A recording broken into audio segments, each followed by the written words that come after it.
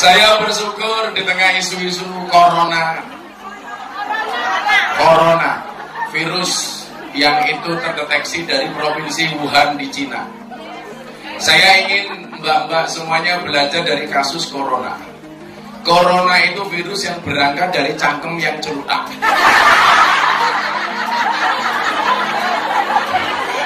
Makanya kenapa kemudian dalam surat Al-Maidah ayat 27 itu Allah ngatur makanan yang nggak boleh dimakan. Salah satunya adalah binatang buas. Lah, di Wuhan itu saking cangkeme sing celutak, kampret wae diumpat. Ya kan bahasa kondangnya kampret. Kampret kelelawar alias cok. Kok kamu cocok duduk aku ini kok? Jadi kelelawar codot itu kemudian dikonsumsi, diolah sama chef menjadi sop yang masaknya itu seolah-olah kelelawarnya masih hidup. Ini kalau di Indonesia Anda bisa temui di Tomohon, Sulawesi Utara. Di sana itu ada pasar yang dijual apa? Kucing bakar, tikus panggang, apa? Kuda diiris kakinya, macam-macam. Makanya disitulah kenapa kemudian Islam mengajarkan kepada kita an-nadzafatu minal iman. Bagaimana Gus posisi saya sebagai kemudian kalau disuruh masak babi, nggak apa-apa, sekedar masak. Tapi jangan bilang saya nggak makan dagingnya kok Mbak, tapi ambil kuahnya.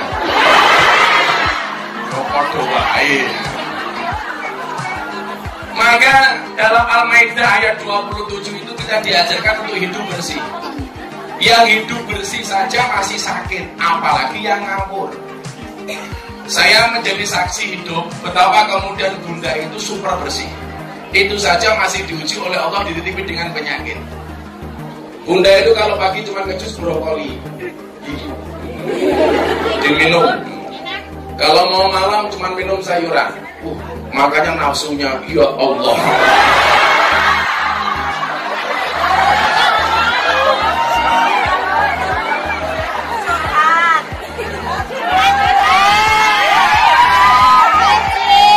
Istri saya ini kalau di depan orang pemalu, kalau di kamar malu-maluin. Sabar, udah sabar. Jadi kenapa kemudian kita diminta untuk memanage nafsu? Asadul jihadi jihadul hawa. Jihad yang paling berat itu melawan hawa nafsu. Makanya kalau masih ingat pelajaran Gus Miftah, manusia itu diciptakan sebagai makhluk yang paling antik. Karena sebelum menciptakan manusia, Allah menciptakan malaikat. Malaikat sifatnya benar terus, gak pernah salah. Jadi kalau kamu pengen punya suami benar terus gak pernah salah, gampang, menikahlah dengan malaikat Israel. Rampung. Setelah menciptakan malaikat, Allah berkenan menciptakan hewan, menciptakan makhluk yang namanya setan. Setan itu sifatnya apa? Salah terus gak pernah. Jadi kalau suamimu kok salah terus gak pernah benar, jangan-jangan suamimu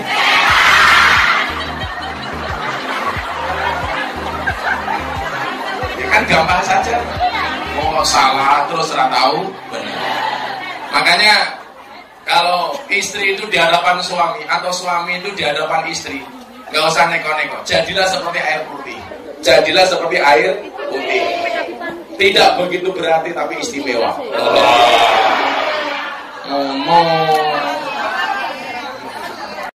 Makanya bisa kalau pulang sama suami, ketemu suami langsung tawari, sebagaimana Bunda nawari saya apa? Prasmanan. Pripun niku buka dewi tutup dewi. Oke. Prasmanan Bunda. Malu-malu.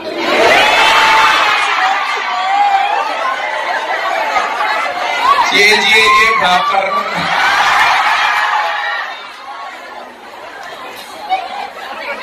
Lah, apa bedanya malaikat dengan setan?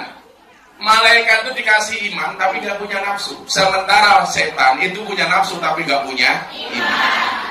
Jadi lo mau ngapi, tok yo kaya malaikat, lak buosok tok kaya setan. Dan hebatnya Allah menciptakan manusia itu kolaborasi antara malaikat dan setan. Jadi menungso ki yo ana apike ana eleke, ana imane ana nafsune. Lah kalau saya disuruh menjadi malaikat atau manusia, saya pilih jadi manusia. Kenapa? Karena kalau jadi malaikat gak asik. Roh ayu mung domblong tok. Kan gak asik. Makanya kadang-kadang laki-laki juga diuji ini orang cantik, wow. Ya istrinya di rumah, weh. Jadi indahnya manusia itu diminta oleh Allah untuk memanage antara iman dan nafsu. Lah orang yang selamat itu ibarat naik motor, iman itu rem, nafsu itu gas. Lah manusia yang selamat dia tahu kapan pakai rem, kapan pakai gas. Ngaji gas. Ngerasani tanggane apalagi sesama. Karena sekarang sahabat itu punya prinsip. Sahabat itu siapa? Sahabat itu tidak akan pernah menjelekkan antara satu dan yang lainnya. Tetapi sahabat itu adalah menjelekkan orang lain bersama-sama.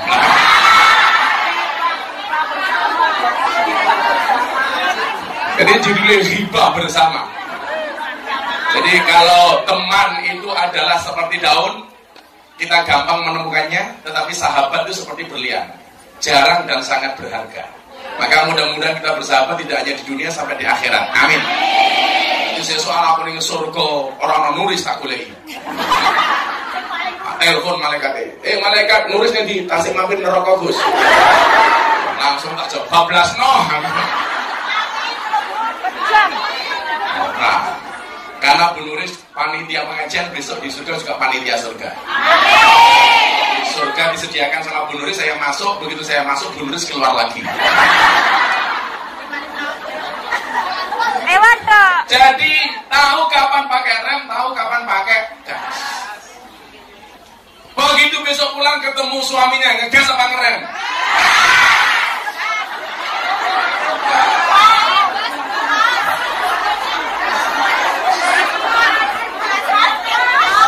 Kamu jomblo? Kasihan. Mau kayak mangkok. Ngaji, gas. Ngerumpi, rem. Ketemu bojone tanggane.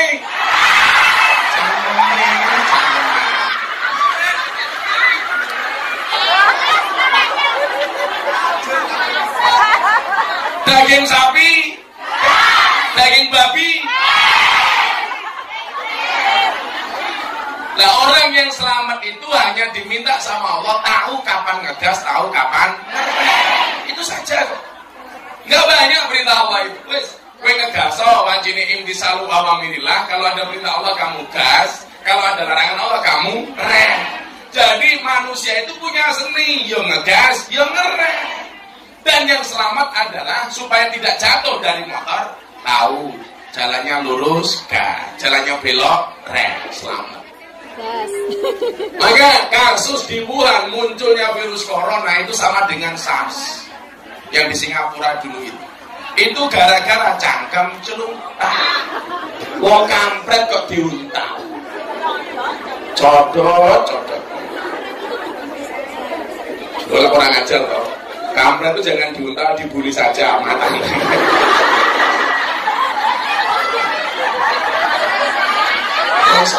Besok. Makanya hari ini ngaji kita, das mau minggir nutup ini. Hidup masih koma belum. Makanya yang keburu ngegas, padahal yang digas itu salah. Anda nggak usah khawatir. Selama Anda masih hidup, itu masih koma. Belum titik. Lah perjalanan kita hari ini dalam rangka menuju satu titik. Sudah komplit. Enggak pasang.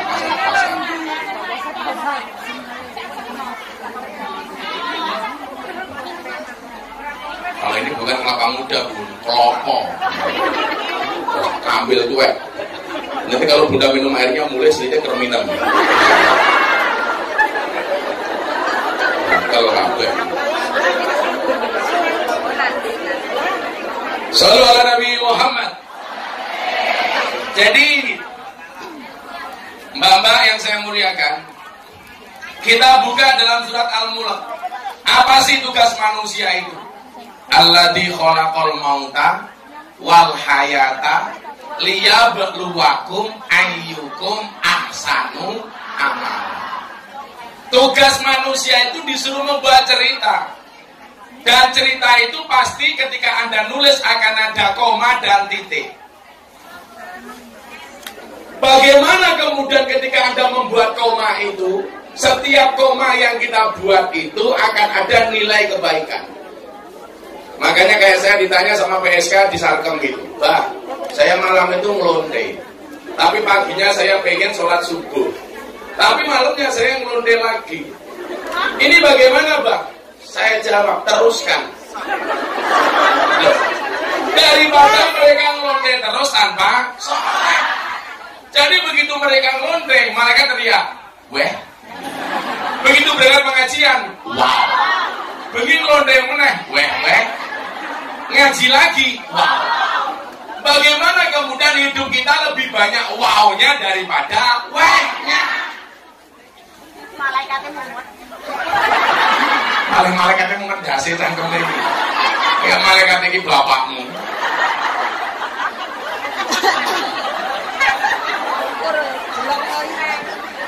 Ayo, nanti kalau kamu mau komentar, mau tanya silakan. Tapi tugas kita cuma untuk membuat cerita. Lah, cerita yang disukai oleh Allah itu pasti cerita yang baik.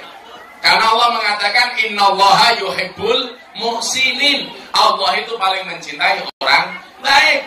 Makanya menjadi yang terbaik dalam posisi apapun itu menjadi harus. Maka kenapa dikatakan fastabiqul khairat? Kenapa, Neng?